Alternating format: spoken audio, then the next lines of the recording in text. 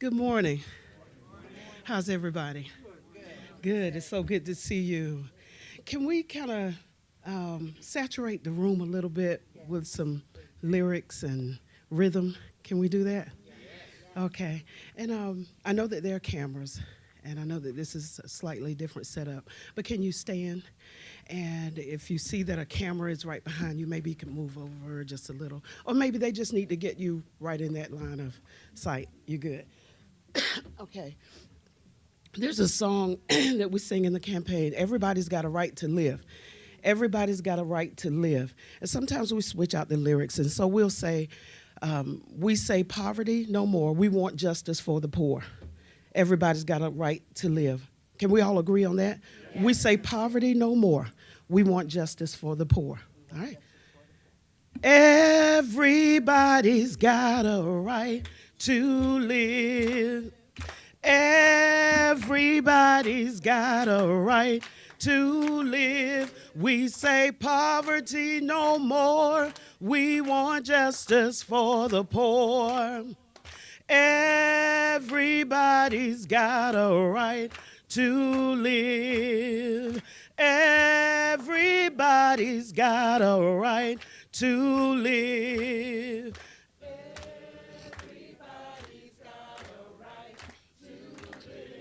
We say poverty no more. We want justice for the poor. Everybody's got a right to live. Everybody's got a right to love. Everybody's got a right to love. Everybody's got a right to love. We say poverty no more. We want justice for the poor. Everybody's got a right to. Everybody. Got a right to live. Everybody's got a right to live. We say poverty no more. We want justice. We say poverty no more. We say poverty no more. We want justice. We say poverty. We say poverty no more. We want justice for the poor. Everybody's got a right to live. Yes, yes.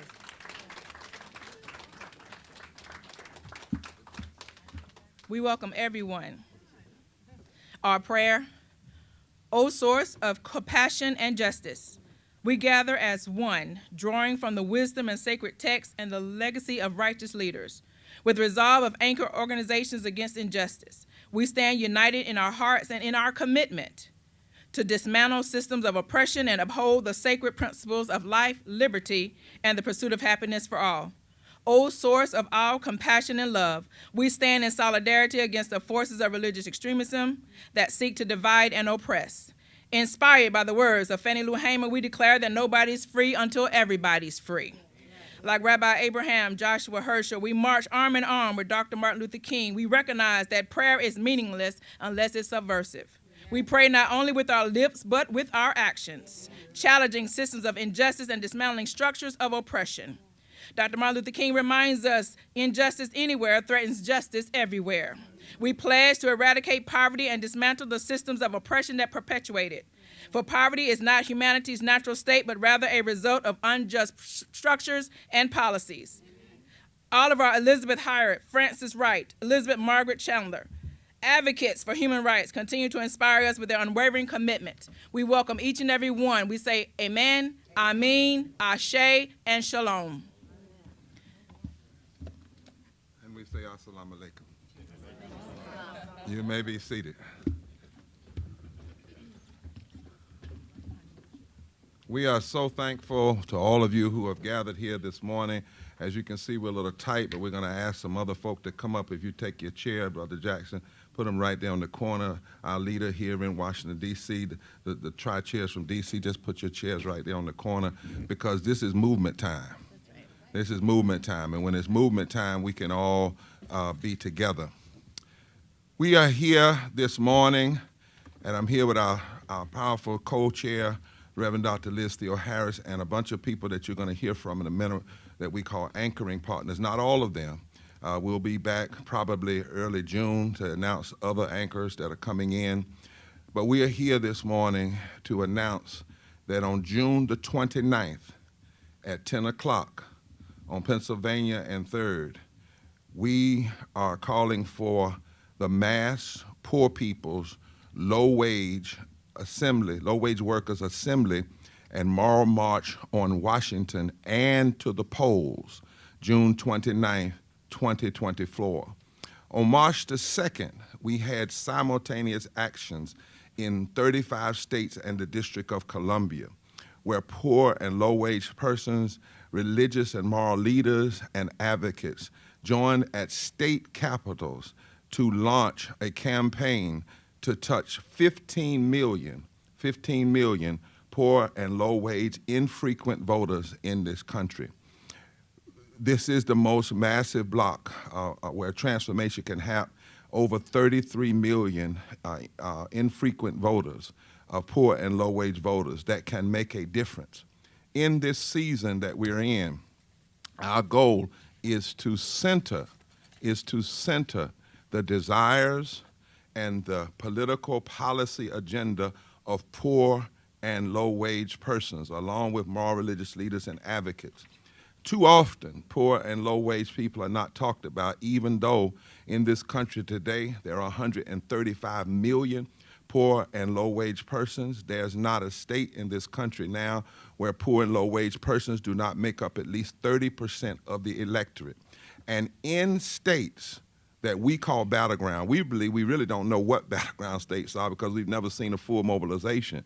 But in states that are called mobilization, battleground, according to a study we did commissioned by Liz and myself that was done with professors from Columbia University and others, we now know that in those states where the margin of victory was 3% or 5% in Texas, that the number of poor and low-wage voters are between 35 and 40+% of the electorate. We also know that there are numbers out there like these. Where Liz is from, Wisconsin, the margin of victory in the last election was about 20,000 votes, but the number of poor and low-wage voters that could have voted was over 1 million. In Michigan, 10,000 was the margin of victory in president. The number of votes, poor and low-wage voters that could have voted that didn't was over 1 million. In Pennsylvania, 40,000, the number of poor and low-wage voters that could have voted was over 1.4 million. In North Carolina, the margin of victory was about 170,000, but the number of poor and low-wage voters was right at 1 million, just under 1 million, over 900,000. In other words, in those 4 states alone, which are states that are deeply concerned in the political structures, you had over 4 million poor and low-wage voters that could have voted that didn't, but the margin of victory was only 270,000 votes. Poor and low-wage voters are saying in this season that our votes are demands and not merely support for candidates. And what we're doing is mobilizing those votes and saying to candidates, if you want these votes, then talk to poor and low-wage folk. The number one reason poor and low-wage folk do not vote, according to the study, is Waking the Sleeping Giant, is nobody talks to them. We have debate after debate for Senate, for president, and the issues that affect poor and low-wage persons do not come up. We had in 2020 a bill come up to pass a living wage of $15 an hour in the union, which would have lifted 52 million poor and low-wage Americans out of poverty and low wage. 43% of African Americans alone. Most of the persons would have been white and women. And 8 Democrats and 49 Republicans said no to 52 million Americans. That 70% of Americans want a raise in the living wage because we haven't raised the minimum wage since 2009. Poor and low-wage folk and moral and religious leaders are saying no more. We must mobilize this power. And we want the media to be clear that when we talk about poverty, we're talking about in all of its areas: race, gender, geography, A third of all poor people live in the South. A third of all poor white people live in the South. Nearly 60% of black people are poor and low wage. But the majority of people who are poor and low wage are white. Over 40 million more than the number of black folk in raw numbers. The largest demographic of poverty is among women, predominantly white women. And our children now are 51% of all children are poor and low wage. These are serious matters. And we have serious power. So this is an offensive move. We're calling on people to come by the thousands to join with us. This is a time for a mass mobilization of consciousness, to call people to vote. We don't just need a political vote this year, we need a movement vote that's not based on party, but based on principle, based on where people stand on critical issues. So we're calling on folks out. This is a nonviolent. We are the resurrection, not an insurrection. That's why we're coming. And we're saying the last picture of what of D.C. ought not be people tearing the Capitol up and trying to tear democracy down. We need a picture of folk trying to build a democracy up and lift up all people, regardless of who they are. Regardless of who they are. So that's why we're coming. We have critical anchor partners that I will be introducing in just a moment. We have a promo we want you to see just before Reverend Liz comes, but we want folk to be very clear. Poor and low-wage people now have the power to shift and shape any election if they mobilize their power.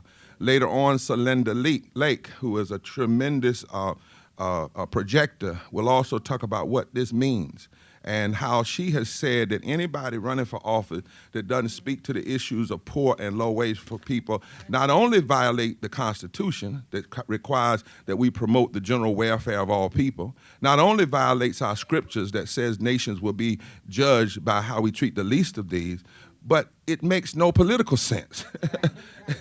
It's a form of political foolishness and suicide not to reach out to 87 million potential voters. And here is the agenda that we're unifying around. Now, every group up here doesn't agree. We're not to say don't agree. Some groups can't, for instance, speak on certain issues because it's not within their agenda. But what we've decided is we have to come together where we can come together. And that one thing affects the whole. Because we've learned something. The same people that vote against living wages vote against women's rights. And the same people that vote against women's rights, they vote against public education. And the same people that vote against public education, Liz, they vote against health care for all. And the same folk that vote against health care, they tend to vote against environmental justice. So if they are cynical enough to be together, we need to be smart enough to come together. So here's the agenda, and then we'll have the promo, and then our co-chair, Reverend Dr. Liz Theo Harris, will come to the mic, and then we'll have others follow suit. Number one, our number one issue, I want you to hear this out there on the media. Poverty kills 295,000 people a year. It's the fourth leading cause of death in this country, over 800 people a day. Abolishable, unnecessary poverty. Our first item, abolishing poverty as the fourth leading cause of death in the U.S. If you want these votes, you need to talk to people about what if you get elected, how will it impact this agenda? Number two, a living wage of at least $15 an hour indexed for inflation, so we don't have to keep doing it every year or every other year. Three, full and expanded voting rights. Full and expanded voting rights. Which includes things like D.C. statehood as well, because that's a violation of voting rights. But it also includes stopping more than 1,000 voter suppression bills that have been passed since the Voting Rights Act was gutted in 2013. No more voter suppression. Guaranteed worker rights and labor rights. Health care for all. Affordable, adequate housing. Strong social welfare and safety net programs. An end to gun violence and the proliferation and profiteering off of guns. Fully protected women's rights. Environmental justice that secures clean air and water and land. Justice for all indigenous nations. Fully funded public education. Just immigration laws. Addressing militarism and the war economy. And 16, standing for peace, not war, calling for an immediate ceasefire in Gaza that allows immediate humanitarian relief, a release of all hostages, peace and justice be pursued, and in addition, an end to genocide around the world. Because we care about poor people in this country, we have to care about what's happening to poor people around the world. And then lastly, an end to hate, division, and the extremist political agenda. That's what poor and low-wage people will be listening for when candidates talk to them. That's what will mobilize them to get out and vote. That's what will wake this sleeping giant, and we intend to wake it all the way up.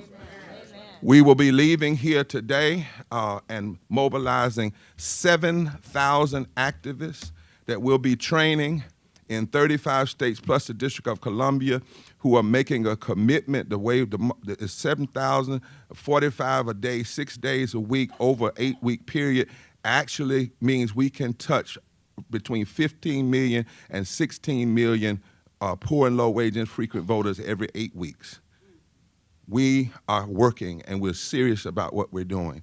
I'm leaving here and going to Alabama to be with UAW and workers that are fighting in the South, and then to stay with 4 or 5 families over the course of the next month or so who are poor and low wage. We are serious. Amen. We are serious. We've been building now for 4 years, since 5 years almost, since 2018. 2016, 2017, 2018. Yeah, 6 years, right. But whatever the years have been, the bottom line is we never built to be quiet. We never organized to sit on the line. We understand in this world you have to have voter participation, you have to have legislation, you have to have litigation, and you have to have nonviolent agitation. And we are committed to. Can we see the...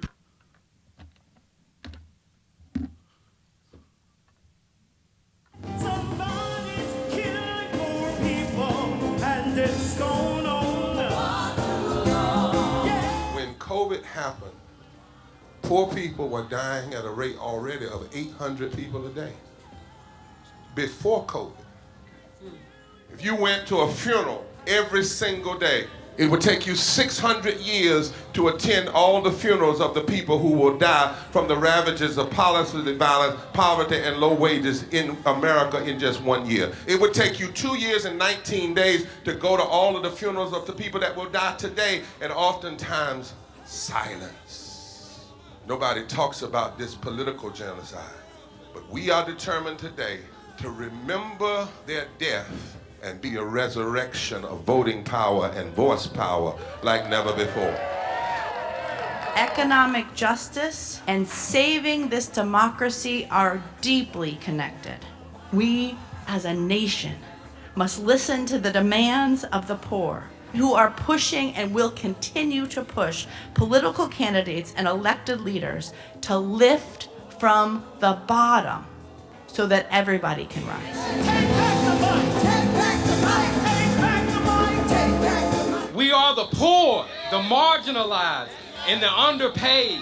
And we are taking one step forward to say that everybody has a right to live. Poverty is not the fault of those who are impoverished. It is caused by those who make the policy. There are over 135 million poor and low-wage, low-income people in this nation.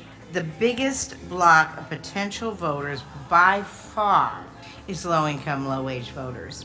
I can't afford medicine. Sometimes I have to skip because of the cost. The farm worker community is tired of the violence imposed upon us by greed, exclusion, and denial of basic human rights. Those folk that represented by that casket, poor and low-wage workers who are the most moral people in this country because they go to work every day believing, even though going to work is hazardous to their health.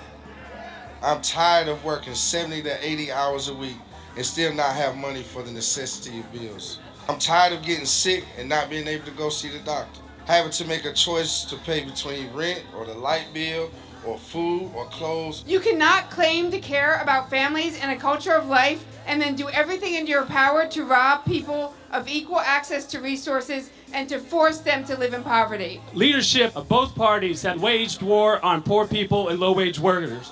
And this government has treated people experiencing poverty, including their military families, with disdainful, deliberate, malicious neglect. So the truth is that my son died from poverty. We refuse to accept poverty as the fourth leading cause of death. The fourth leading cause of death in this, the richest country in the world. We march today for our children and the generations to come. And we need to do it with the loudest voices possible, the biggest actions possible. We will voice our demands and register our vote. When we stand up and when we stand together, things change. There is the electorate that is, and then there is the electorate that should be. 34 million eligible poor and low-income voters did not vote in 2016. If just 20% of those voters in swing states were mobilized around an agenda, they could change the political outcome of every election. So we're launching the most massive voter mobilization and turnout campaign in history of poor and low-wage voters, allies, and religious leaders. People are dying, but we know it doesn't have to be this way. And so we are calling on everyone to join us in this Poor People's Campaign, a national call for moral revival. We are here, we will be seen, we will be heard, and our power will be felt. We don't need to be an insurrection. We are a resurrection that will be felt across this country. Are you ready? Ready? Ready? Ready? We are a resurrection, and we are ready. And we won't be silent anymore.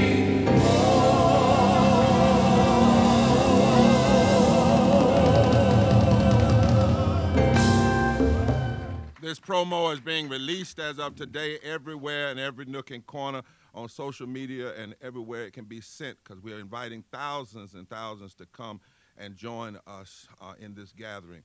I want to ask just Reverend Cass to come and read a statement from Roz. She could not be here with us this morning, Fred, but she is always, going to be on point. So she's going to read a statement, then Reverend Dr. Liz Theo Harris, and then right after her, we have online Celinda Lake, who wants to talk to us from a pollster's perspective, and then we'll bring up other persons after them.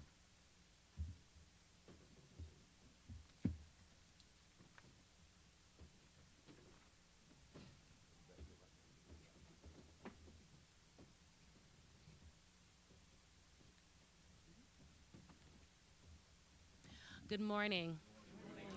This is a statement from attorney Roz Pellis, who serves as our senior advisor for the Poor People's Campaign, a national call for moral revival. This is a crisis moment for our nation and our democracy. A democracy must meet the needs of all its people. In order for our nation not to continue down this path of neglect of the needs of the many, extreme wealth for the few, and the denial of basic rights and freedoms that diminish our democracy, we need for our political leaders to become moral leaders and take seriously the needs and priorities of the millions of people struggling simply to survive. Congress must lead by bringing together and bringing forward comprehensive legislation that serves the needs of all people, like the restoration of the child tax credit and the raise of the minimum wage. The media must do more by covering the experiences of people struggling to get by, not just with the words and whims of the wealthy and the powerful. And the White House must treat poverty like the crisis that it is, if this administration is serious about saving our democracy. We must come together today as a coalition of consciousness, partnering organizations representing millions across the country impacted by this crisis.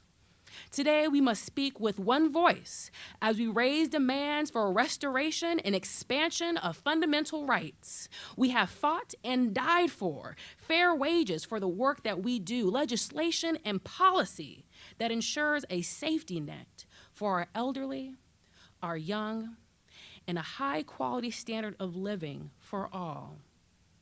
That is more than possible in the wealthiest nation in the world. Our pledge today is to make America a nation for all its people, We will assemble in Washington, D.C. on June 29th to make our voices and demands heard. We will then fan out all over the country to raise the issue that must be addressed in 2024 and beyond by politicians at the levels of government, and we will cast our votes in November. We must come together with this ever-growing coalition representing the millions of powerful assembling and moral march on Washington on June 29th and on into the polls in November. And as we say in this movement, forward together, and not one step back. Thank you.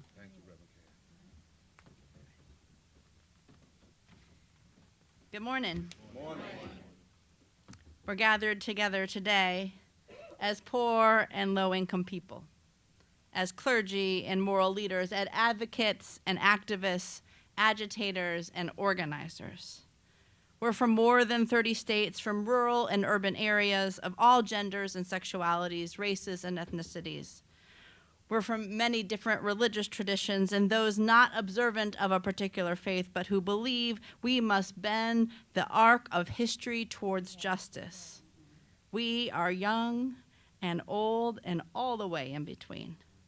We are some of the 135 million poor and low-income people in the richest country to ever exist. And we're mobilizing and organizing and educating people. And we'll be here in Washington, D.C. on June 29th, just 2 months from today, hearing the demands of poor and low-income voters, waking this sleeping giant, enlivening and enlarging the electorate of poor and low-income voters. When he was announcing the Poor People's Campaign more than 50 years ago, the Reverend Dr. Martin Luther King said, "Power for poor people will really mean having the ability, the togetherness, the assertiveness, and the aggressiveness to make the power structure of this nation say yes when they may be desirous to say no." Well, we are tired of no's.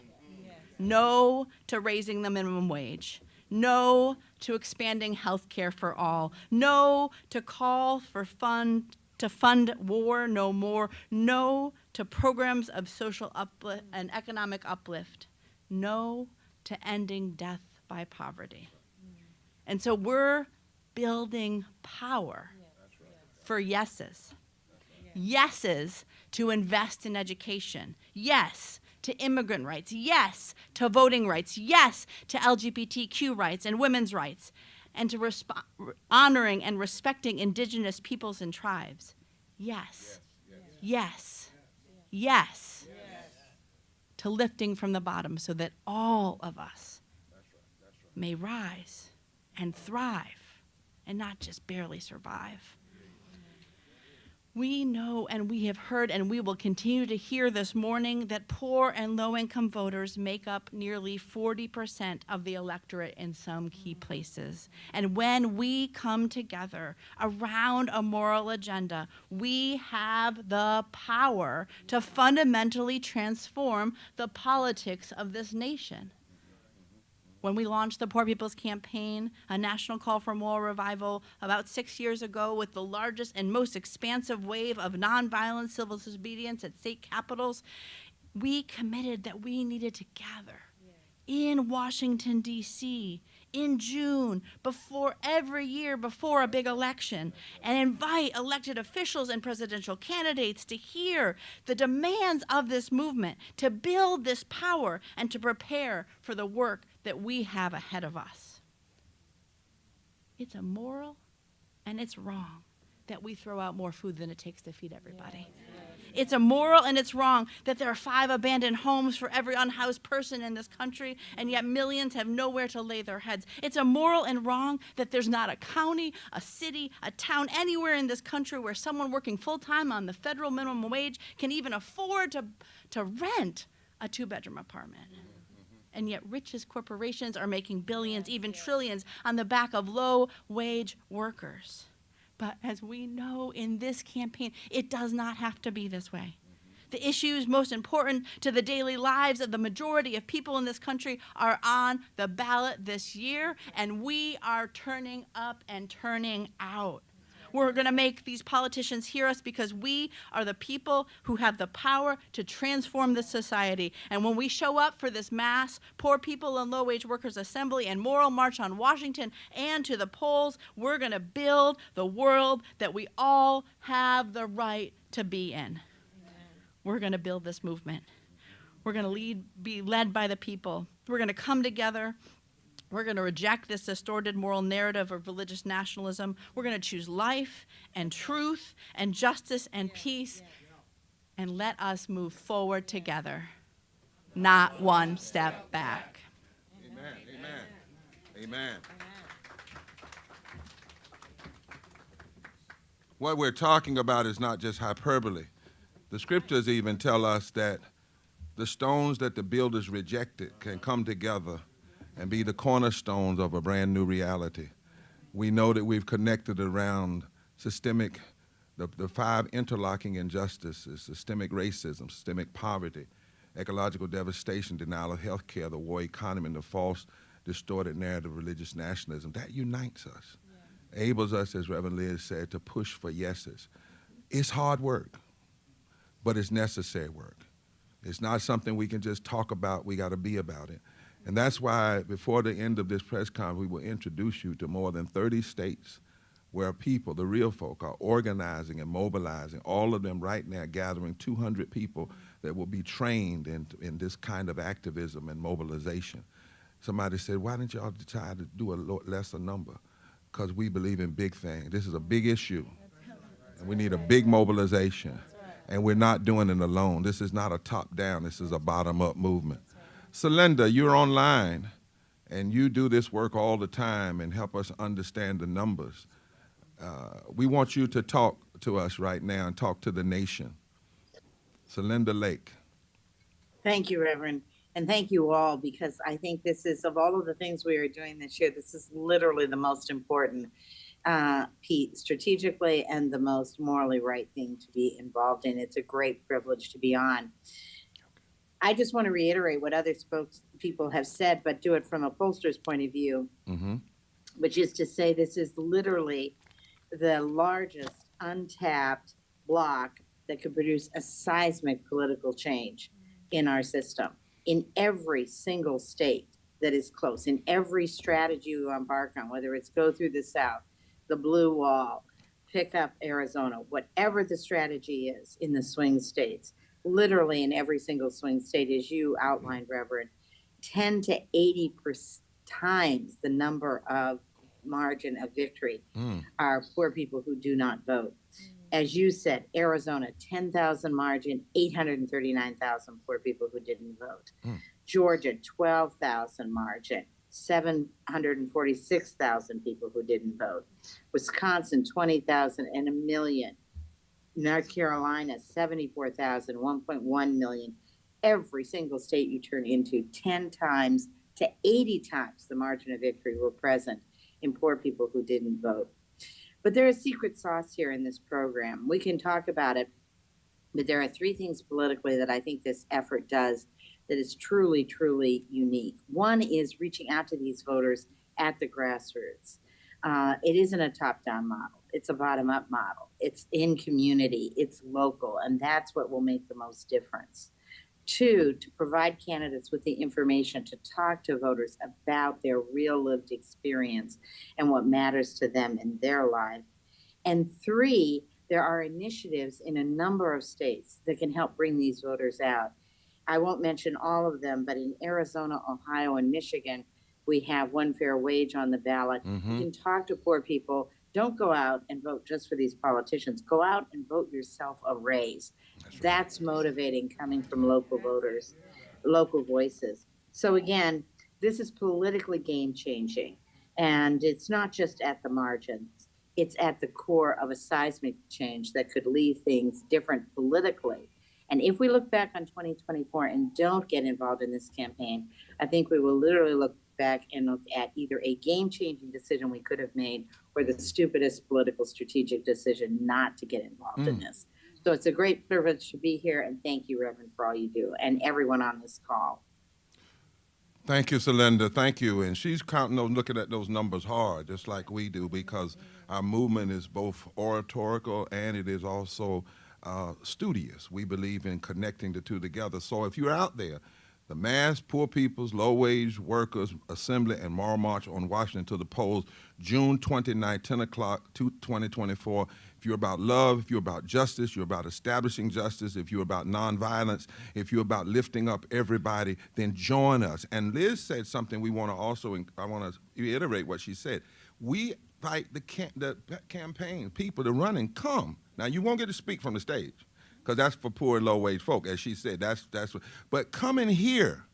Come and listen. Whatever part of you, come out. Tell your folk to come out, because isn't it high time that we hear from impacted folk, right? We hear from impacted folk, and that's what this campaign has always been about. And so right now, what we want to do is, last year, the last election, we organized 400 people. We've already tested this model and touched 2.7 million voters. And we have the metrics where we can show where the number of persons that weren't voting that we turned out and the difference they made in states. So this is not just hyperbole. This is serious, studied out agenda and work in activism. And we want to have now Elena Hurley from West Virginia. Is that right? And Will Cal from Massachusetts. Come on up here together, because we stand together. And they're going to come as impacted workers to invite their peers and others, and to say why they are mobilizing and why they are part of this movement. And they represent thousands and thousands and thousands and thousands and thousands of people across this country that are organizing. Amen. Give them a big hand. How you doing, Lane? Good to see you.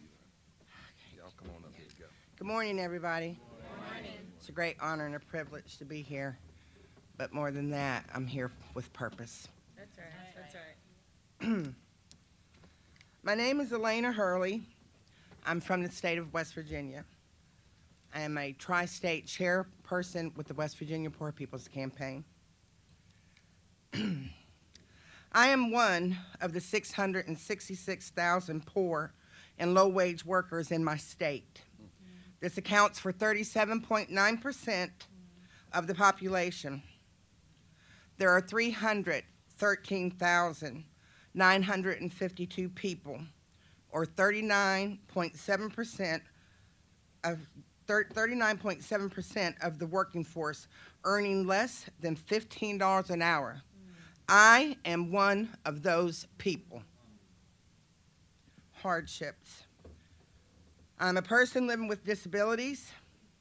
I have been determined by the Social Security Administration as disabled, therefore a recipient of SSDI. $708 a month is not enough to live humanely. Why am I working and earning less than what it requires to sustain my basic living needs when I have no business working while enduring physical disabilities that make basic daily tasks challenging? I'm not alone. We just heard the gentleman on the video, and he said working is hazardous to his health. That's right. That's right. I had to make a sacrificial decision to return to the workforce just so I can try to meet basic human needs such as shelter, food, water, and utilities. I've had numerous utility termination notices that never seem to end, sometimes having to go without electricity, running water or heat until the next payday, or the rigorous search for the government assistance programs only to be told I am ineligible because my income exceeds the guideline amount. With disability income and work income, I make a few dollars above the poverty threshold, leaving me not eligible for Medicaid. I've lost my Medicaid, my SNAP benefits, while maintaining a job with no health care benefits. My son's senior graduation year of 2023, I had to make the agonizing choice between purchasing his cap and gown or pay the bills. I inevitably chose to buy his cap and gown. Policymakers, you were not going to steal that joy from my son and me. Since returning to work at less pay than what it takes to live humanely, I've lost my SNAP benefits, my Medicaid, and am ineligible for most government assistance programs. On April 21st of last week, 2024, I was admitted to the hospital for a stomach ulcer and gastrointestinal complications. My ulcer and gastro complications are partially stress-induced by incessant worry of providing for me and my family. I am exhausted physically and mentally, but not broken spiritually. That's right, that's right, that's right. That's it, Elaine. It is by the Spirit of God, love for my brothers and sisters in the struggle, that I am here today, mobilizing and organizing to get myself and West Virginia to Washington, D.C. on June 29th, and mobilizing and organizing to the polls this upcoming November election and beyond. Wow. Thank you. Yes, yes. New tri-chair. Yes. New. New tri-chair. She's a new tri-chair. All Yeah. power. Yes. That's right.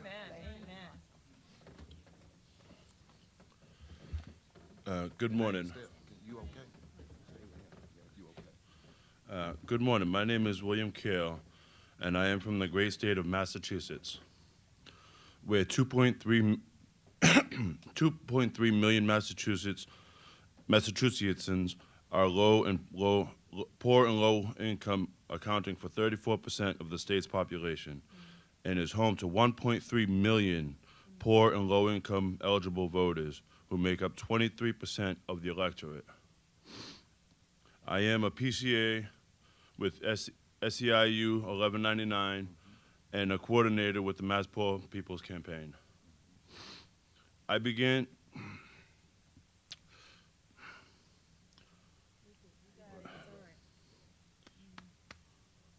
apologies. No, don't apologize, brother. I began to experience homelessness at the age of 4. There were many nights where I had to sleep on the streets alone without the security and protection of my mother or father.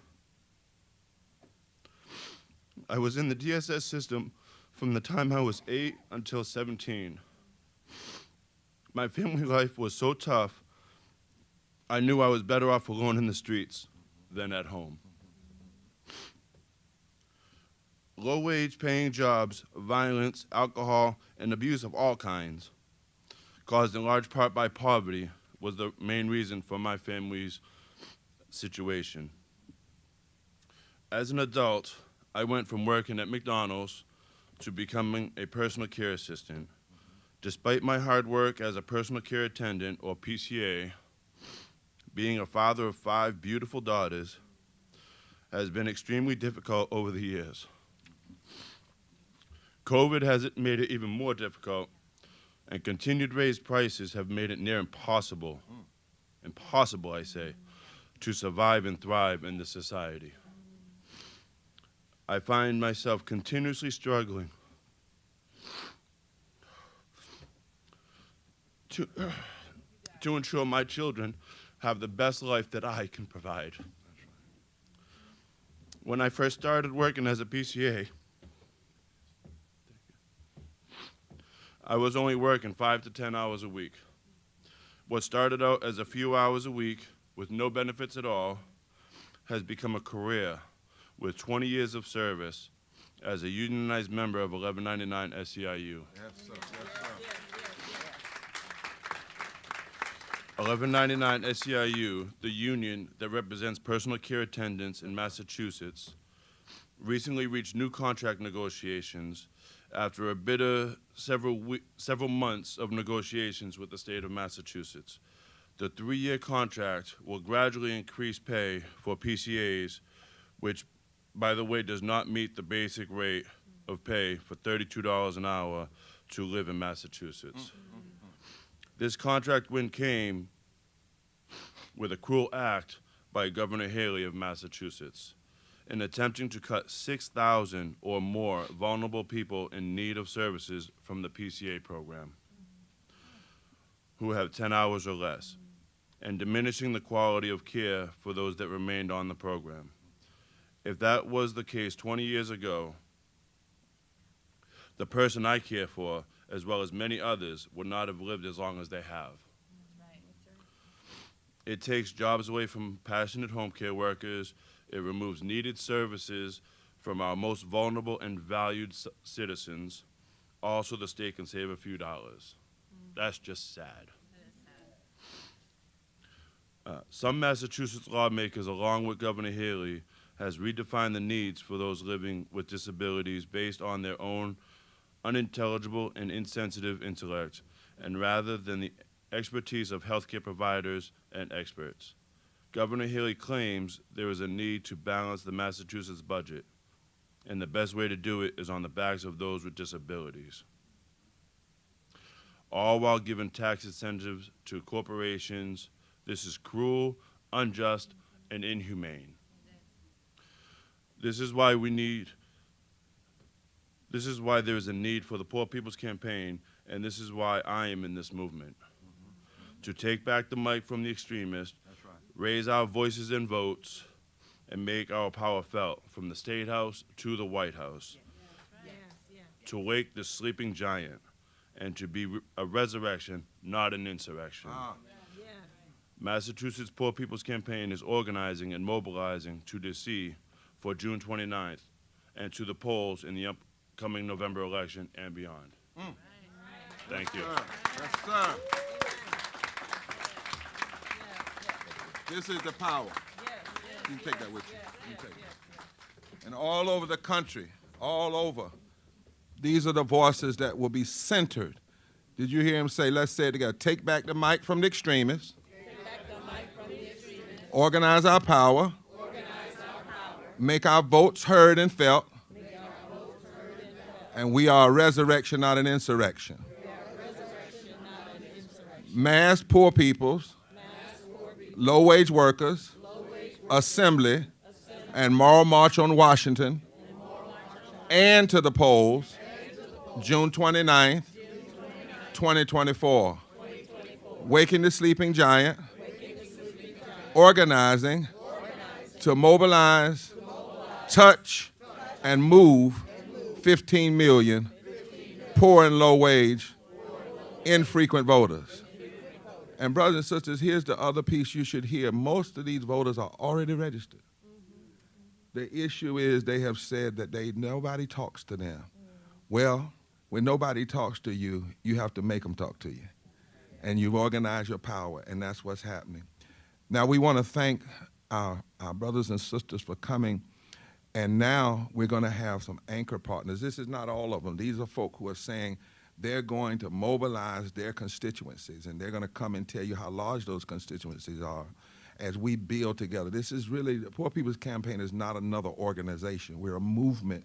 We're a movement. We invite everybody. We're not into turf wars. We're into transformation. And so we are on C-SPAN for about an hour. We're asking everybody to come and take 2 minutes. Now, we allowed the impact to do longer. We want you to take 2 minutes and say from your perspective why you are mobilizing, The first person that we're going to have to come, who's been with us from the beginning, been arrested and all kinds of stuff, most folk up here have, is the Reverend Dr. Terry Hoard Owens, who is the president of the Disciples of Christ, the general president of the Disciples of Christ. Following her, we will then have Bishop Vashti McKenzie, who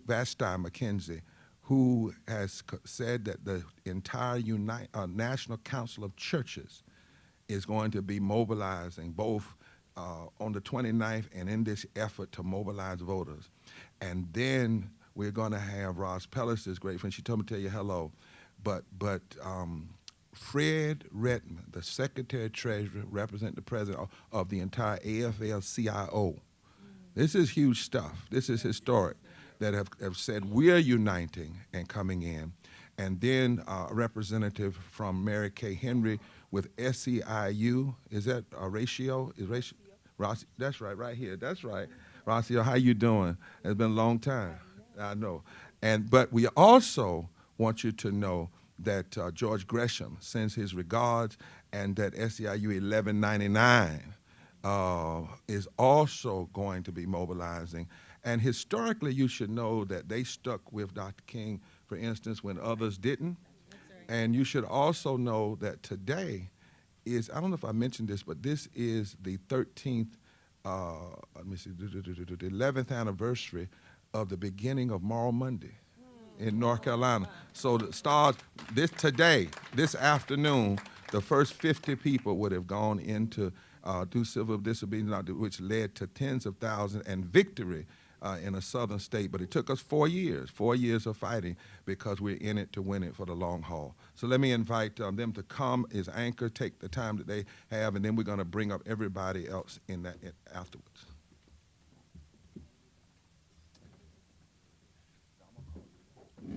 I'm honored to represent over 3,000 congregations of the Christian Church Disciples of Christ in the United States and Canada, and nearly 500,000 members and parishioners. As a Christian minister, I'm inspired and informed by the teachings of Jesus Christ, simply to love God and to love your neighbor as yourself. This means that I want for others what I want for myself. A living wage indexed by inflation that allows me to provide for my family, health care for all, safe and affordable housing, quality schools that do not depend on my zip code, the ability to vote without fear of intimidation or suppression, safety in the streets for my children from gun violence. This love means that I want to be sure that there is a safety net to ensure that no one suffers needlessly. Too often we hear that these policies are too costly. Well, I argue that if we claim to be a moral and just society providing for justice and the common welfare, we must ensure that those who do the work to build societal wealth share in societal wealth, not just the 1%. The income of just one of these people among the 1% could shift the very nature of our country and our economy if that amount were used to strike down barriers to economic, social inequity. We disrespect the humanity of over tens of millions of poor and low-income workers and voters when we say that they cannot share in the fruits of their own labor, when we say that it is okay for them not to be able to thrive. America, we have beautiful documents, beautiful words that we say. But poor and low-income workers do not realize and recognize these ideals in their reality. And if we are truly the nation that we say we are, we must march and vote so that elected officials will be demanded to enact policies that ensure that all have enough in our society. Let us be the nation that we say we are. There is enough, and we must show up in numbers to march, and we must show up in numbers to vote, because there is enough. There is enough. There is enough. Bishop McKenzie, National Council of Churches.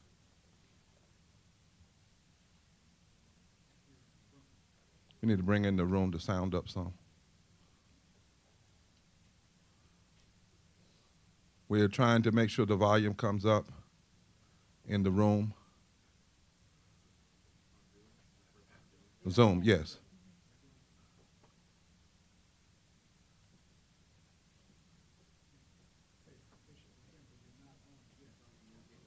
Yeah. You getting up? All right, that's good. You know, Liz, they always say, every time they pass money for military, they don't ever say it's a problem. But it's time now to not have a problem when it comes to funding, dealing with poor people and low-wage people. There is enough. Bishop, can you hear us?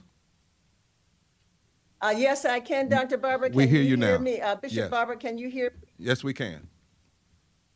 Thank you. Thank you for having us today, and thank you for everyone who has shared thus far. And Dr. Terry Holt Owens, who is also a part of the National Council of Churches. We represent 37 denominations, 100,000 congregations, and more than 30 million members. And we are here today to shed light on the urgent and dire circumstances faced by so many families and individuals in our country. As an anchor sponsor of the Poor People's Campaign upcoming March, we are committed to advocating for those who are living well below the poverty line, struggling to make ends meet on a daily basis, and unable to access basic necessities for themselves and for their families. Every day, countless children go to bed hungry. Parents work multiple jobs just to put food on the table. Families are forced to make impossible choices between paying bills and seeking medical care. This is not a statistic. These are not numbers on a page. These are real people with real lives who are suffering due to the systemic inequalities that plague our country. Our legislators, our political leaders have a moral obligation to use their power and influence in state houses, in Congress, and in communities across the country to address the urgent issues and work towards solutions that promote economic justice and well-being for all American citizens. So we call on our elected officials to prioritize the needs of the most vulnerable among us and to champion policies that uplift and support those who are marginalized and disenfranchised. We will not go silently into the night. And so we're going to stand together, raise our voices, and demand change. The time is now. The time is now for action is right now. We cannot afford to ignore the cries of the suffering and the pleas of the oppressed. So let's commit ourselves to creating a future where poverty is eradicated and where every person is able to live with dignity and respect, where justice and equality prevail for all of us. Yes, there is enough. Yes, yes, there is enough. I'm glad that the bishop said eradicate. We need to talk abolish and eradication, not just treating it a little bit. Not just treating it a little bit. Let's welcome our dear friend who's the Secretary-Treasurer for AFL-CIO, Brother Fred Redmond, who's bringing them to the table on today. Fred, thank you so much for being here. Thank you. Thank you. I am Fred Redmond, the Secretary-Treasurer of the AFL-CIO. We're a federation of 60 national unions representing 12.5 million working people in every state and territory and in all parts of our economy.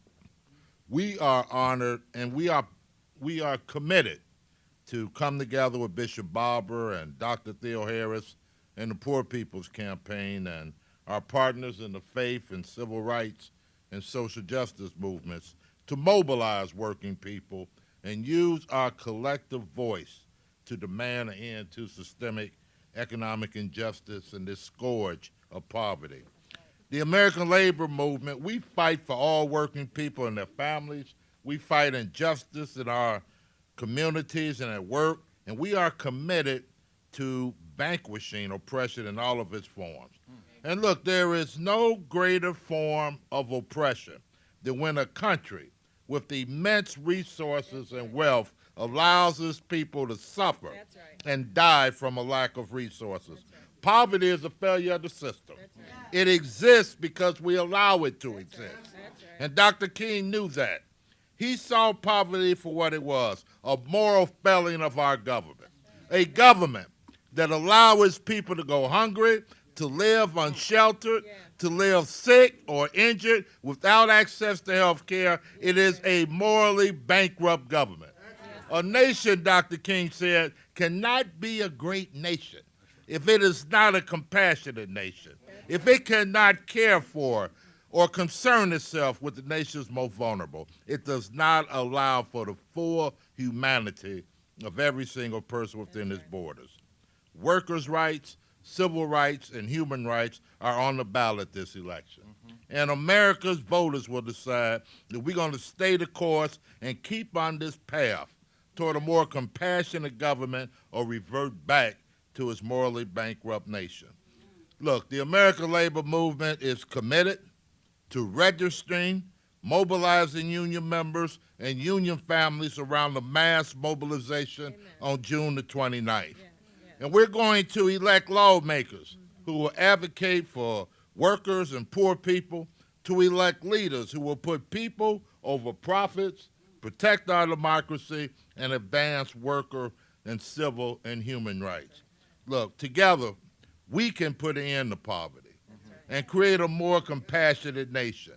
And together, we will do just that. Forward together, not one step back. Thank you. Thank you, Dr. Redmond. Thank you, Doctor. People say, how are you going to do 17 million? Not by ourselves, we're partners. We bring it together. When we all get together, what a day of justice will be. SEIU, been with us from the beginning. All right, love you. Thank you so much, Reverend Barber. Thank you, thank you. It's so great to be here. And I'm sending greetings for President Mary Kay Henry and Secretary Treasurer April Barrett. But it's just wonderful to be in solidarity with so many of you partners and in this incredibly important cause. SEIU represents 2 million service and care workers, and we believe in a vision of a just society where all people are respected and all workers are valued, where all families and communities thrive, and where we leave a better and more equitable world for generations to come. And I want everyone to know that SEIU is ready to mobilize on June 29th, and we are ready for a massive border mobilization to get people to the polls in the fall and continue to build power after the election. SEIU members know what is at stake in this election: our democracy, our economy, our future. But we also know that it takes all of us in this room to be together, to organize, to mobilize with many more partners, because we're gonna mobilize our power. We're gonna build our power, and we are gonna protect our power. We're very excited to join the efforts to reach out to millions of multiracial borders across the country. Our goal is not only to turn out votes, but to build power in communities of color and end poverty, wage jobs once and for all. Service and care workers will be in motion all year round, demanding that candidates stand up to corporations, fighting back against attacks on our democracy, and demanding that all jobs be good jobs that pay families sustainable wages with the opportunity to join together in a union. Because our votes are our demand for a better future, we won't be distracted or divided by extreme attacks on immigrants or right-wing social issues. We are united and look forward to continue to work with all of you and to just make sure that we mobilize, we organize, and we win. Thank you so much. And we win. Forward together. It was Mary Kay that came up with, I like to give folk credit for what they say. Mary Kay was the one that said, our votes are not support, but demands. Our votes are demands. So the folk that want these votes, what you need to do is let us hear in your TV ads, in your radio ads, and in your speeches, call the name of poor and low-wage folk and identify not what you've done, but what will you do if you get the office or if you're in the majority. That's what folk need to hear. We have about 10 minutes on C-SPAN, but we're going to continue the live stream. So what I'm going to do is make a roll call so that everybody can be seen and heard on C-SPAN, and then we will continue the live stream. We'll continue, and we have thousands of people tuned in to live stream. So I want to call some folk first. Just so you stand real quick. We're still going to get you to the mic, but I want folk to know who you are. Presbyterians, Reverend Jimmy Hawkins. Where are you at? Reverend Jimmy Hawkins. That's right. We're going to still come to the mic. USSW. Down south. There you are. USSW in the house. All right.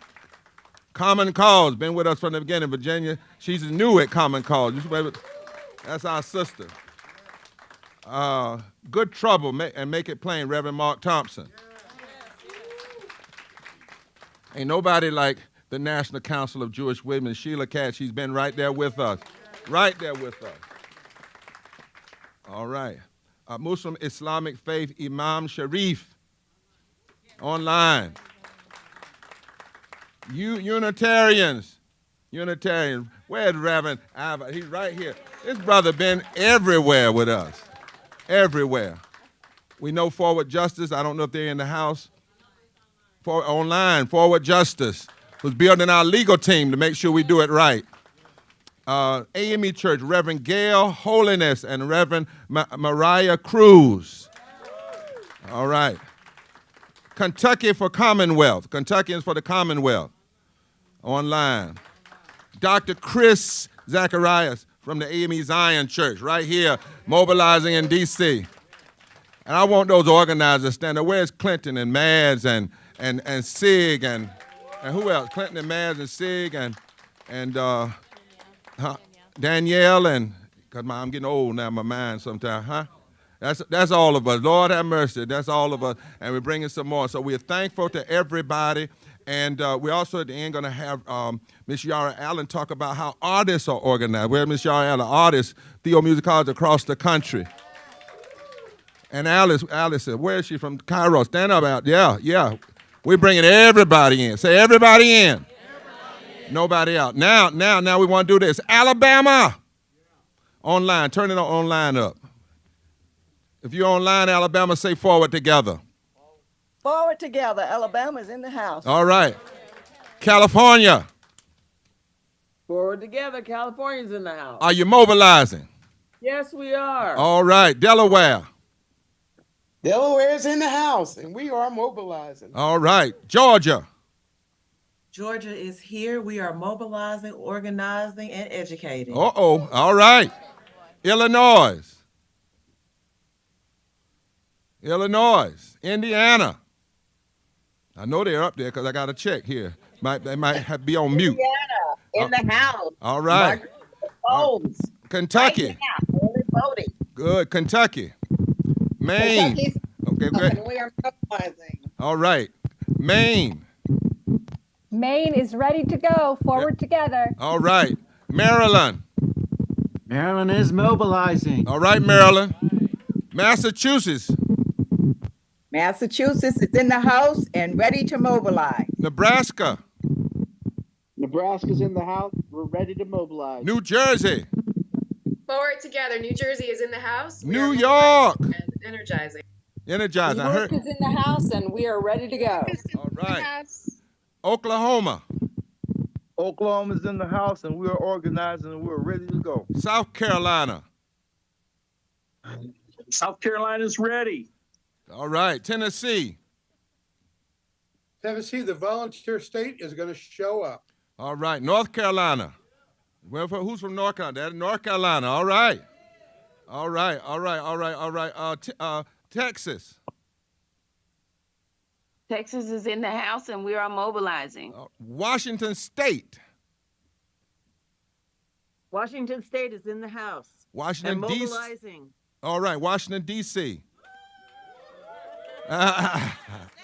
All right. They say they're ready and stay ready. And West Virginia. We're in the house and we're mobilizing. Is there anybody that I didn't call? Say it. Rhode Island. We're in Rhode the house Island. and we're mobilizing. Who else? Kansas is in the house. And we're Kansas. mobilizing. All right. Missouri. Missouri. Together with all y'all. All right. Anybody else?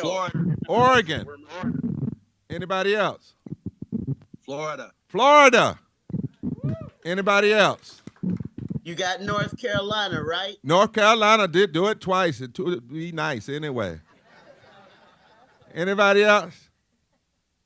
So what you all, and so the media's purpose. Who's that? Which one?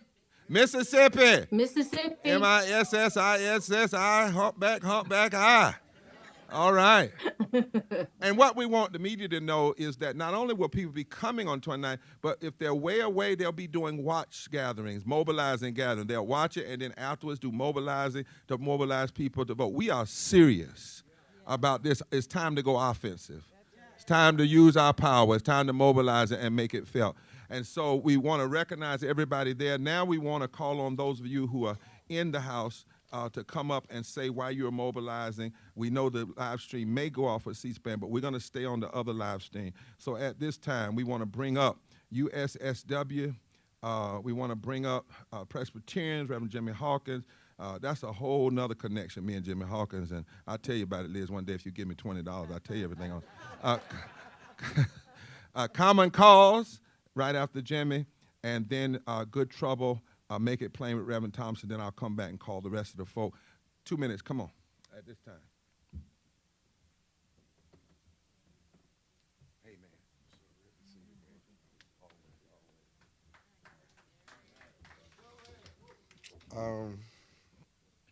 Good morning, everybody. My name is Eric Winston, and I'm a record leader for the Union of Southern Service Workers, and I'm a catering cook for the Durham Bulls. I started organizing because I'm sick and tired of the circles of poverty that comes from being in the service industry. I'm tired of working different low-wage jobs over and over, thinking that just working hard will get me what I need. I'm tired of seeing my elders in my life struggle to get by doing the same work I do. I'm working 60 to 70 hours a week and still not having money for bills. I'm tired of getting sick and not being able to see the doctor, having to make a choice to pay rent, light bill, food, or even child support. I organize today because I'm sick and tired of fighting by myself. There's more people in my situation that may not look like me, but we go through the same struggles. So we only need to vote for politicians who will uphold workers' rights. I'm here today because 2024 is an election year, and we have the right to have our voices heard at the polls. Our right to vote is a precious right that our ancestors fought for. Many people died for our right to vote. So as working people, we should only vote for politicians who support the rights of workers, period. We need strong unions and a seat at the table. We need the minimum wage to be raised to a living wage, consistent scheduling and health and safety on the job, and we need to be protected from discrimination, period. Yes, sir. Yes, sir. My vote is reserved for politicians who will honor these demands. While we need to organize and put pressure, in addition to voting for the right people, I'll say this: we need to build unions with strong organizations and strong unions within our workplaces so we can put grassroots pressures on anybody who stands in our way. We need to build bridges between each other and not let the bosses or politicians divide us. When we fight for unity, there's nothing we can't achieve. And the only way we win is to organize to take. That's right. Forward together, we'll step back. That's right. Reverend Hawkins, would you come, and Virginia, come together. We're going to do some unity here. All right. I come on behalf of the Presbyterian Church USA to say that the Presbyterian Church stands with the Poor People's Campaign as it organizes poor and low-income people, and we will be present for the Moral March on Washington on June the 29th here in Washington, D.C. We as Presbyterians commit ourselves to being a moral ally as we stand with the Poor People's Campaign in its call for fair and comprehensive wages for low-wage workers who deserve to make enough money to feed their children, to provide warm clothing in the winter and cool clothing in the summer, a call for full and universal health care for all people. We stand with the Poor People's Campaign in its call for justice and integrity on the part of the United States Supreme Court in its rulings that should favor those who are facing discrimination and who need a fair arbitrator of justice. This is a call for the restoration of the Voting Rights Act. People have a right to vote in this country. It is not a privilege, and we stand with the Poor People's Campaign for all of the issues of justice for which it is putting forth. The Presbyterian Church will be there with you. Yes, sir. Yes, sir. Jimmy, stay with her. There you go.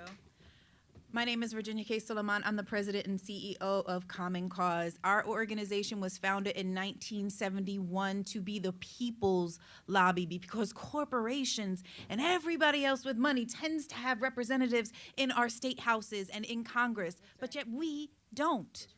And that's why we are here today, partnering with the Poor People's Campaign and all of you, because we believe that this march is not only moral and just, and it's not just about getting voters out to the polls. It is about keeping our feet on the backs of politicians who have been elected, who have forgotten who they are accountable to. let's not forget, it's not just about going to we're not all done come November 6th. That's right. That's right. There is a follow-up to this that is critically important because we have to hold them accountable, because the reality is, had we done our job and held them accountable, now I'm not trying to victim blame over here, but what I will say is had we done our job, our agenda would have been enacted already. Because we wouldn't keep voting in the same people. So we have a responsibility to make sure that poor and low-wage workers, and I just want to commend the people who have spoken here today and been vulnerable and shared their stories, because it is hard. I was a teenage mom. I needed WIC. I needed food stamps. I needed help to get by.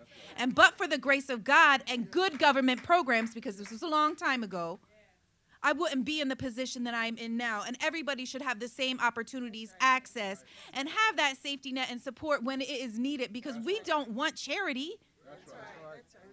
People want to be able to live a life. Live a life. And so that is why we are here today, not only to commit to the Moral March, not only to commit to this action on June 29th, and Common Cause will be there and we will turn up and we will turn out, but it is to be in solidarity with each of you and every poor and low wealth earner in this country who wants to have their voice heard, and to make sure that we stand together beyond November 5th to make sure that we hold our elected politicians accountable. Thank you.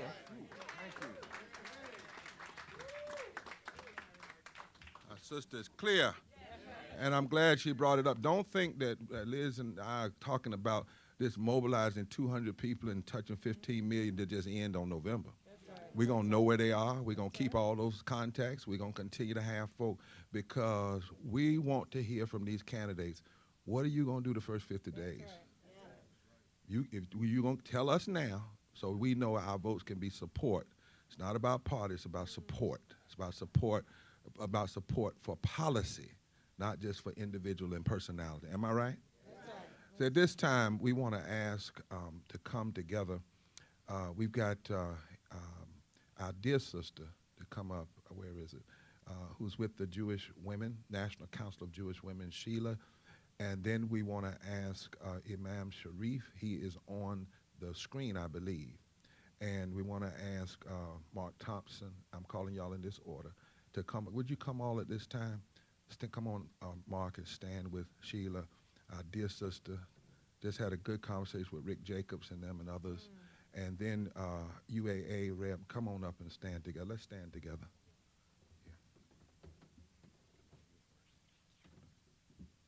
Yeah. We bring everybody together. Yeah. Chag Sameach, happy Passover. As we gather during this holy time for Jews, we reflect on Passover's story of liberation for the Jewish people. We remember Moses' plea to Pharaoh, "Let my people go."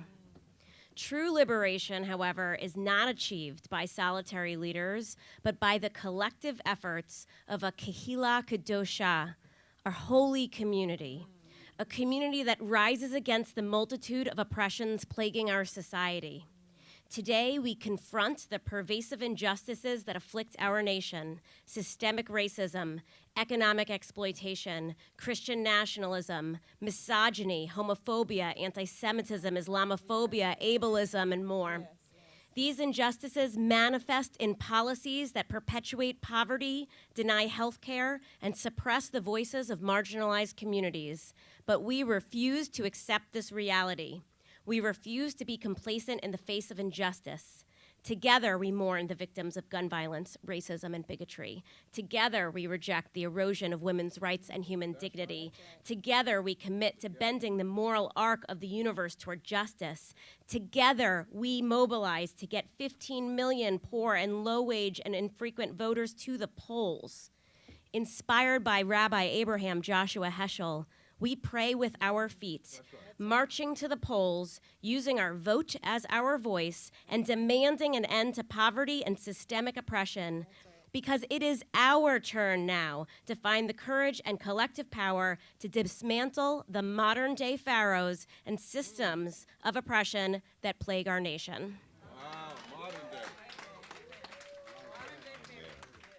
Thank you. Sharif had sickness. I won't go any further because we're on TV and whatever, but he had to step off, but he sends his love.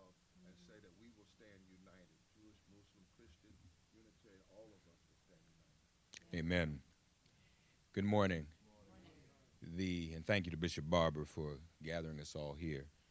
The Good Trouble coalition of over 50 organizations came together to organize the March on Washington in 2021, and we've stayed together to try to continue to educate, organize, and mobilize around urgent issues such as these. There are a myriad of issues that we face in our communities, amongst our constituencies, all gathered here, and honored to be here with all of our comrades, some of whom are members of the Good Trouble Coalition. And sometimes it's challenging to figure out what issue to fight at this time. There are so many, but it is our contention, my contention, that wherever there's a lack of these things, there's an abundance of poverty and low wages. And so we come together around this issue because this overlaps all of these other issues. Wherever there's a lack of health care and voting rights and LGBT rights and immigrant rights, there's an abundance of poverty. Wherever there's a lack of jobs and labor unions and sensible gun laws and women's bodily autonomy, there is an abundance of poverty. Wherever there's a lack of racial justice and legal rights, criminal justice reform, and access to adequate legal representation, and alternatives to incarceration, and police reform, wherever those things are in lack, there's an abundance of poverty. And wherever there's a lack of what is now under attack, diversity, equity, and inclusion, affirmative action, investment in education, a lack of educational opportunities, there's an abundance of poverty.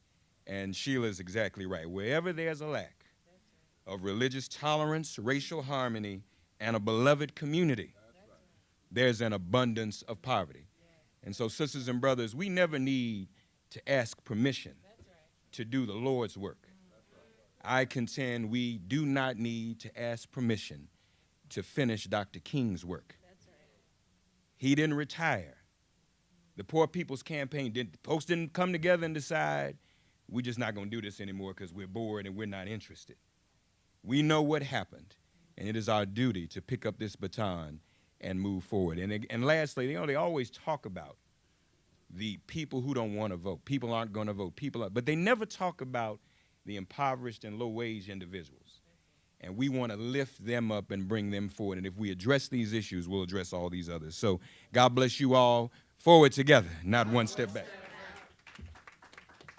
There were 15 presidential debates in 2020, and not one of them took 10 minutes even to talk about the policies that would impact 140 million people at that time and 295,000 people that were dying from it. No more. No more. We will center poor and low-wage people into the center of our political debates, discussion, and policy making. And make it clear this is a march. It's about love, it's about truth, it's about justice, it's about nonviolence, it's about hope, and it's about building righteous power for good. At this time, we want to ask Reverend Abi to come to UUA. We want to ask Reverend Gail Holiness, if she's still here, and Mariah to come. We have Kentuckians for the Commonwealth, I think, online, if they're still online. Forward Justice is online, so they will come at the end of those who are here. Reverend Dr. Chris Zacharias and Reverend Dr. Jackson. So in this order, Reverend Abi, if you'd come, Gail, Mariah, and Chris, and then we'll do the ones online. Okay. Thank you, sir. Thank you, Reverend Barber and Reverend Dr. Theo Harris, for bringing us together. I am with the Unitarian Universalist Association and Hindus for Human Rights, two movements that are guided by the principles of affirming and promoting the inherent worth, dignity, and divinity of every person, and justice, equity, and compassion in human relations. I am guided by the ancient Hindu text from the Upanishads, Sarvesham swastir bhavatu, Sarvesham shantir bhavatu, Sarvesham purnam bhavatu, Sarvesham mangalam bhavatu. May all be well, May all be peaceful. May all be whole. May all be fit for excellence, and may no one suffer. We are at a critical moment in our nation's history where the very essence of our democracy is under threat. And that's not an understatement or an overstatement. Across our land, policies are being proposed and passed that erode the foundations of our democratic principles, denying basic rights to millions of our fellow neighbors. And as we confront this harsh reality, we must ask ourselves the question, what kind of democracy do we want to live in? Because it's a staggering truth that over 135 million people in our nation are poor or just one emergency away from economic devastation. Millions of workers earn less than a living wage, with women and people of color disproportionately affected, and yet the voices of poor and low-wage workers are too often ignored in political campaigns. We find ourselves in a moral crisis, and we have allowed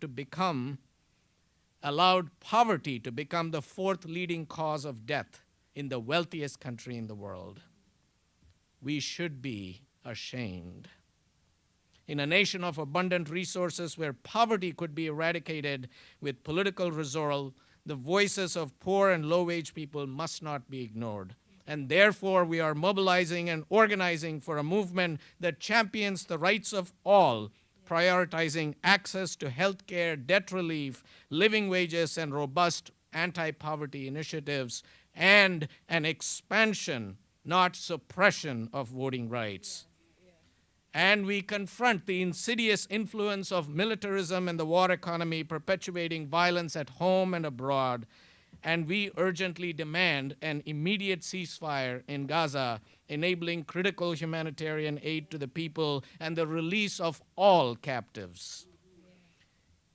So let us compel our elected officials to use their positions to address these pressing issues and urge voters to scrutinize where candidates stand on these critical matters.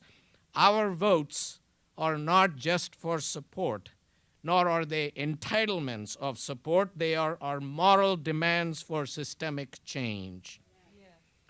And so, friends, join us in this urgent call for change. Join us with the Poor People's Campaign, a national call for moral revival, mobilizing in Washington, D.C. on June 29th, and to the polls and beyond, where our voices will be heard and our demands for change will not be ignored. Forward together. Not one step back. Thank you so much. Thank you. My fellow advocates, partners, and champions of justice, I am a reverend from the historical African Methodist Episcopal Church, consisting of over 7,000 congregation and 2.5 million members across the globe. As I stand here today, united with you all by a shared commitment to both justice and equality, we are reminded of the profound challenges facing our nation. This national call for moral revival seeks to ignite a flame of hope. In the hearts of millions, calling upon us to confront the interlocking injustices that grip our society today. On June 29th, I am so excited to partner alongside thousands of my fellow human beings for this mass moral march on Washington. It is a mobilization of unprecedented scale as we reach out to 15 million infrequent voters across the country. And in this critical moment when our democracy hangs in the balance, we must stand as moral witnesses and mobilize for a movement vote to save our democracy and to save the hearts of this nation. You all, we are in the middle of a moral crisis, a crisis that is marked by the grotesque disparity between billionaire wealth and the prevalence of poverty. But let me be clear, we do not lack resources.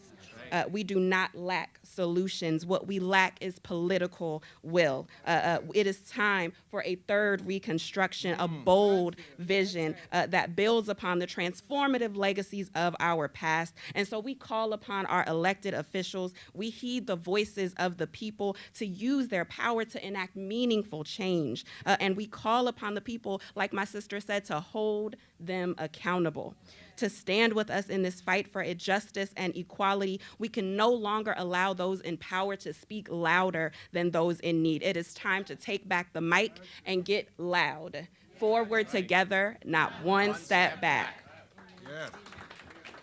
We're so thankful for the AME Church. Now AME Zion. You got AME and AME Zion together. AME Zion in the house, the Freedom Church, Reverend Dr. Zacharias, Faith Chair, Tri-Chair of DC Poor People.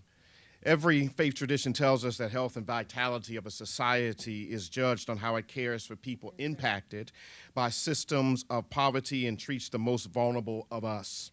The way back to health, says the prophet Isaiah, make justice your aim, redress the wrong, hear the orphan's plea, defend the widow. And as a faith leader, Reverend Dr. Martin Luther King Jr. reminded us of the urgency of now, which demands a democracy in which workers make a living wage. Right now, even low-income Washington, D.C. residents make up 39.6% of the state population.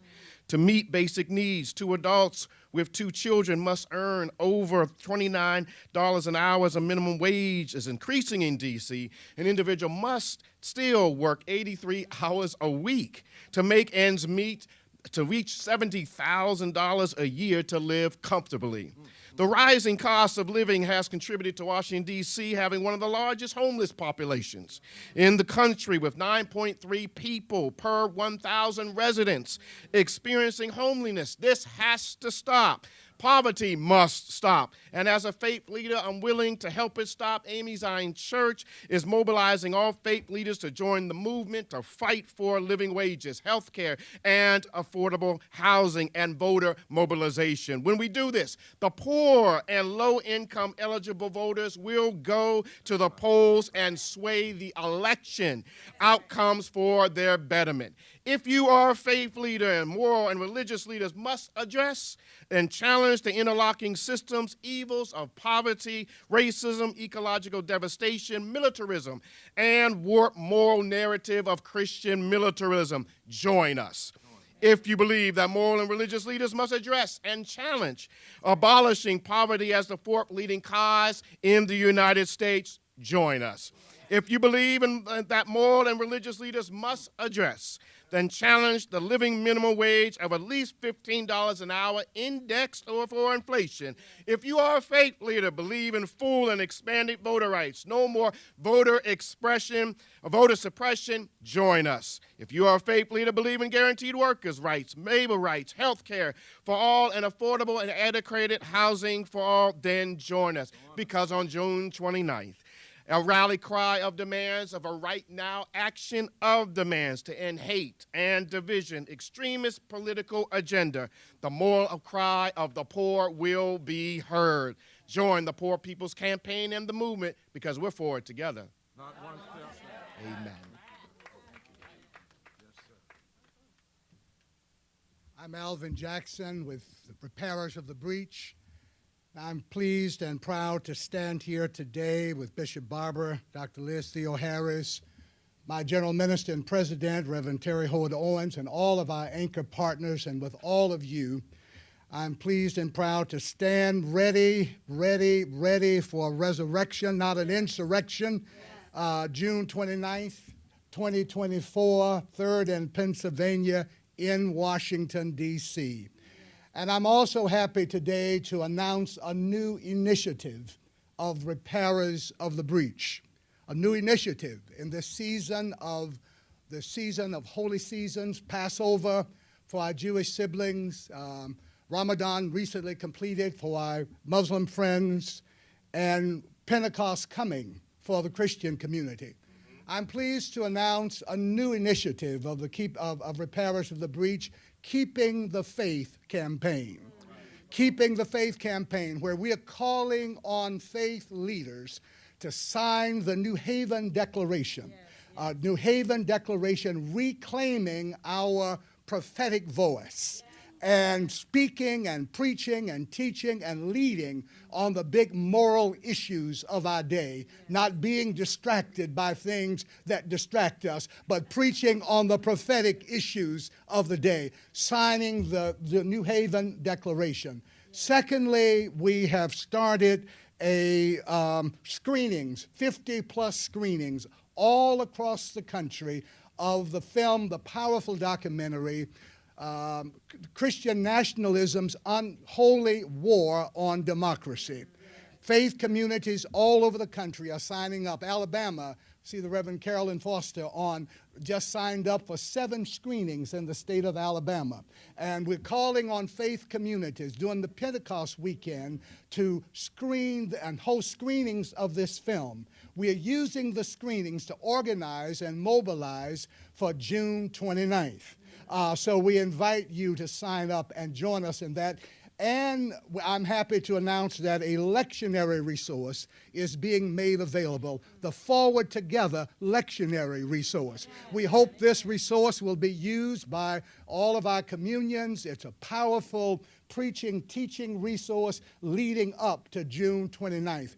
The email is keepfaith@breachrepairers.org. keepfaith@breachrepairers.org. Write us, respond to us, because what? We're standing and we're ready for June 29th. Not an insurrection, but we're ready for a resurrection. We are ready for a resurrection. Forward together. Not one step back. Dr. Forward justice. Forward justice. Whew. Forward justice. And Kentuckians for Commonwealth. You online? Yes, I'm here online. You all hear me? Yes. Good morning. My name is Janelle Bruce, and I'm an attorney with Forward Justice, one of the anchoring organizations for the June 29th, 2024 Mass Poor Peoples and Low-Wage Workers Assembly and Moral March on Washington and to the polls. Forward Justice is committed to organizing and mobilizing people to DC because we recognize the dire state of our nation with 135 million poor and low-income people, the push to disenfranchise our citizens, and voter suppression happening in the South and across the nation. Change the South, change the nation. With unprecedented attacks, we must remain steadfast and committed to action. That's why we'll be in DC, and that's why we're going back to court next Monday to challenge North Carolina's discriminatory voter ID law. Not only will we fight racist voting laws, we will keep fighting for the voting rights of formerly incarcerated people who legislators seek to silence through disenfranchisement. If our votes didn't matter, there would not be such a push to control and eliminate our ability to vote freely. We must demand the expansion and not the rollback of voting rights. People's voices matter. Poor people's voices matter. Incarcerated people's voices matter. Despite the money spent on mass incarceration, the condition in our nation's jails and prisons are horrific. Prisons are understaffed, medical care is often delayed or denied, there's sometimes no running water, and mold and bug infestations are causing illnesses with our people. That's right. Incarcerated people are being harmed, beaten, and even killed by correctional officers, while those contracted to run the prisons become rich. We must see change. In 2023, the federal government spent $1.1 trillion on wars and weapons, law enforcement, mass incarceration, deportation, and detention. This is unacceptable when 40% of people in the U.S. are poor, low income, and as we heard today, struggling to make ends meet. Janelle? We must organize and prepare for the third Reconstruction. We stand with the campaign's call for an immediate ceasefire in Gaza and an end to the machine. Yes, Bishop. Yeah, we're going to have to move because we've way over our time. What I wanted you to make sure you let folk know that you all and the other legal groups are going to be handling this legal press, because some people know, there are people that try to trip you up when you start talking about moving and registering voters. We got the issues, but what we want Forward Justice and what we want the Center for Constitutional Law and the others is to make sure you let the folk know and the media know that's here that you all are surrounding us with the legal protection that we need in every Absolutely. state. That's the piece we need. Thank you so much. Kentuckians for the Commonwealth. Hey, it's Tana out here in Kentucky. This is our short name is KFTC, Forward Together, Not One Step Back. We want you to know that we are mobilizing here in Kentucky and on June the 29th, and we are mobilizing people to get to the polls, but we are excited about June the 29th. We will be in DC. We will be strong as usual. We will bring our voices, and we need this movement. We need people to vote in Kentucky. We need these awesome suppressive laws to be overturned. We're looking forward to coming to DC. I'm gonna keep it short and keep it sweet. Forward together, not one step back. We're on our way. All right, on our way. I like that. And so as we come to close, members of the media, you can have questions after we close this. Is that right, Joe? We do have several things. The website's going live today. We have this flyer, but there's another flyer that has Liz and my picture on it. We want to push that out. The next time we're going to have a flyer with all of the various emblems and symbols and of the anchor partners. We're going to have on June the 3rd a united press conference with all of the states. They'll be doing press conferences in their state, and we'll probably come back with another with additional anchors. We continue to build and build and build. We're going to be pushing out. Last time we ended up with over 400 persons that were anchors. And so what we also are glad is that we don't have to have a purist unity. We're not going to engage in that. We are uniting around what matters. You know, sometimes folk have to have such a purist they can't organize. And I do want to make sure we say not only that last piece, but also we stand against the genocide that is happening to poor people around this world, Somalia, the Congo. We got to lift up those things as well. What has happened historically to Native Americans and continues to happen. We cannot just look past those things. But at the front of all of this, as Mark said, how it unites us, as Liz said, how it unites, you cannot talk about a democracy and not deal with poverty and low income and low wage. You just can't, because what you have without that is an impoverished democracy. And you have an impoverished democracy where you do not establish justice, you are not promoting the general welfare, you are not providing for the common defense, and when none of those things happen, you cannot ensure domestic tranquility. Actually, you ensure the opposite, that there will be domestic pain and disunity and hurt because of the pain that exists. That does not have to be. That does not have to be. I remember one day, Liz, when you and I were talking, and Liz said something I've never forgotten. She was just kind of talking one day, and she said, Rambo, this ain't radical. It's just right.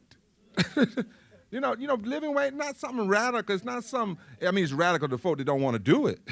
And if they were more interested in the 400 families that make $97,000 an hour while they're arresting people that make 15 or less, but it's really just right. And we're calling on this nation to do right.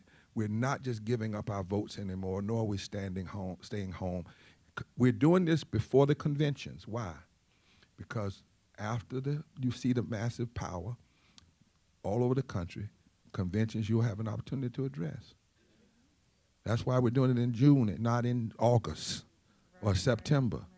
This is very strategic. And we're also finally going to be calling on the Senate or the House, either one, to bring up two pieces of bills, where living wages and voting rights. It makes no sense that we got one vote on living wages and that ended it. We lost, and one on voting rights. Bring it up after the 29th, pass it, and force either the House or force either the Senate to deal with it so that people know where you stand by where you vote. And then say, and if you get, and what we want to hear, what people want to hear is not your party, but they want to hear, if we get elected, this is what we're going to do in these areas. This is the change that's going to come in the first 50, 100 days. You don't have to worry then about whether we endorse you personally.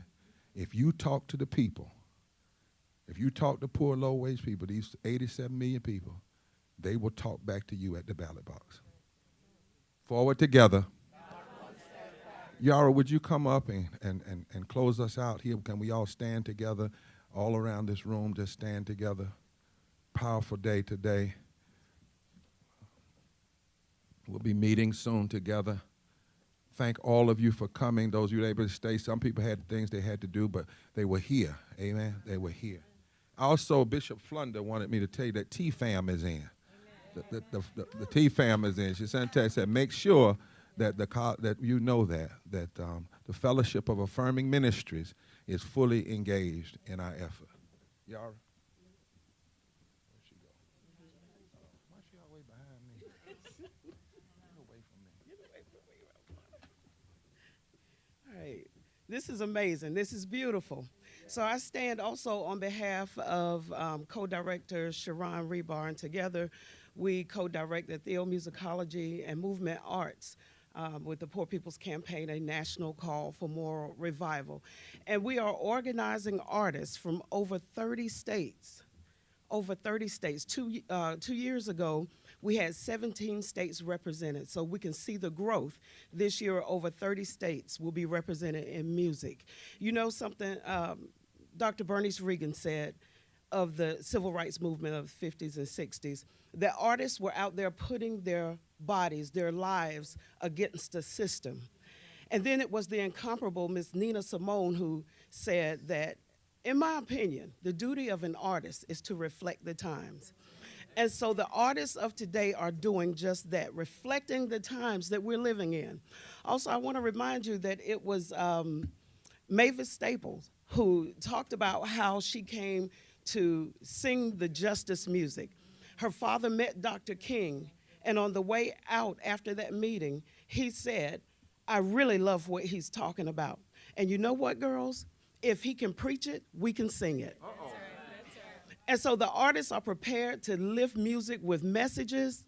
We are ready to stand and put our voices and our bodies against the system of oppression. So on June 29th, we will be calling on some of your artists and your organizations as well to form this beautiful moral fusion choir. The choir will be made up of impacted people, clergy, just a beautiful diversity of folks that cross lines of demarcation. And so we're ready to sing. And here's what we're gonna do. We have one song, you heard a snippet of it, where we sing, Take Back the Mic and Tell the Truth. So it's sort of a chant. So consider this choir rehearsal so that when you hear it on June 29th, you'll be ready.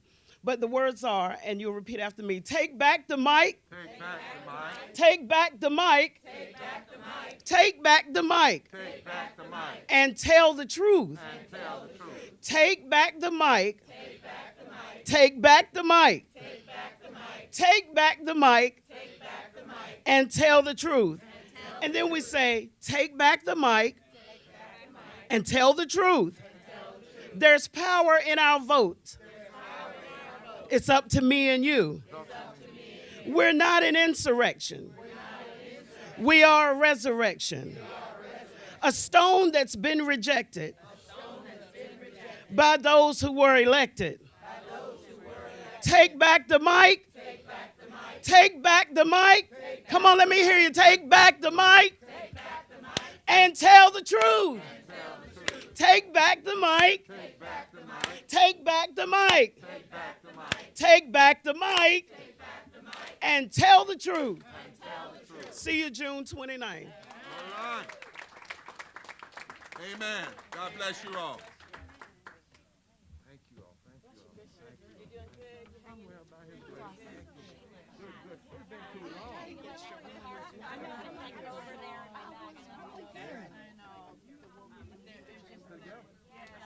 Did you know Sherry before?